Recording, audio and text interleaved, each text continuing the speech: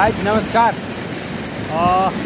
अहिले चाहिँ म रेली खोलाको बिचमा छु। हेर्नुहोस्, रेली खोलाको बिचमा देख्नु हुँदैछ नि, रेली खोलाको बिचमा आएको छु।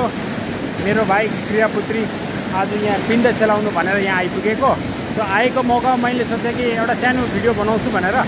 र हेर्नुहोस्, म एकदम रेली खोलाको बिचमा छु।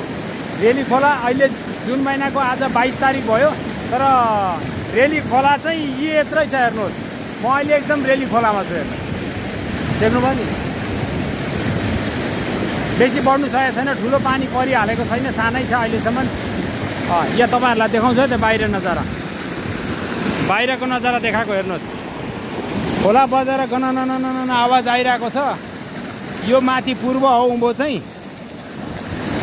उँभोबाट पानी बग्दै बग्दै बग्दै बग्दै बग्दै यहाँ चाहिँ अलिक छाङछुङ गर्दैछ। हेर्नुहोस्, यस्तो चाहिँ यहाँ मेरो भाइ तयार हुँदैछ। यी भर्खर नुहाएर हो।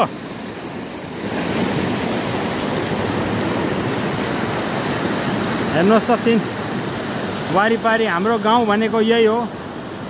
यही घरहरू यही मासतिर निकै छलिएको छ। यो रुखपातै रुखपात देखिँदैछ, तर यति मैले देखाएको भरिमा 150 घर छ टोटल। 150 घर। यो माथि जङ्गलदेखि मुनि, हामीदेखि माथि यो घर देखिएको फेदको घर हो। त्यस बिचमा त्यति बेसी घर छ। यहाँदेखि यति भित्रमा चाहिँ 150 घर छ। हेर्नुहोस् कति बाक्लो चाहिँ छ होला यहाँ भित्र गएर, तर यहाँबाट हेर्दा चाहिँ पत्ला देख्दो रहेछ। देख्नुभयो नि, रेली खोला पनि तपाईँहरूलाई म बिचमै आएर देखाएँ। र कस्तो के लाग्छ तपाईँहरूलाई? रेली खोलामा आउँ लाग्दै होला, पौडी खेल्नु लाग्दै होला।